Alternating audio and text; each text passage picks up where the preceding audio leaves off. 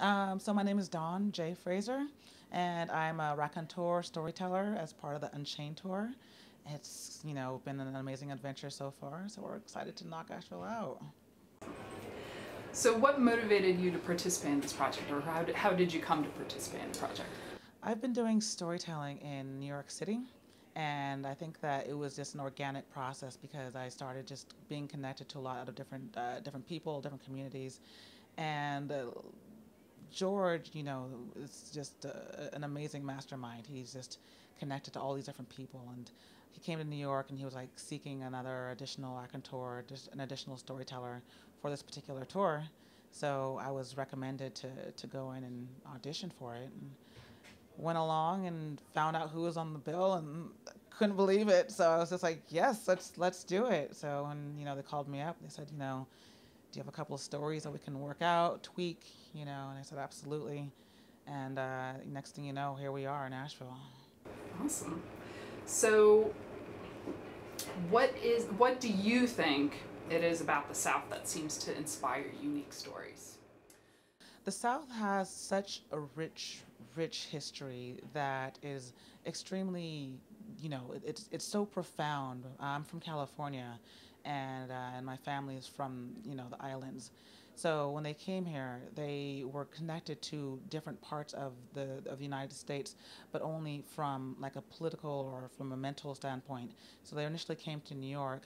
They wanted to come down here to the South because it has just a history of food, a history of culture. But instead, they found their way out to California.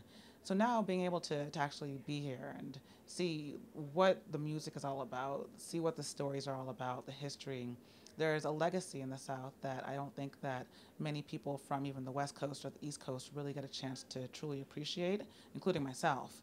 So it's nice to be able to actually be in a place where you know that there's a strong tradition, strong politics, strong food, strong culture, strong people, and it's a beautiful place. I mean, I've never actually had a chance to really spend much time traveling to this part of the world until now. So it's beautiful just to know that there's communities of people that are connected to storytelling, people who are connected to the spoken word, to the written word, and to see it all kind of coming together in all these different neighborhoods and all these different communities everywhere is amazing. Have you ever had an unexpected reaction from the audience to one of your stories? Yes.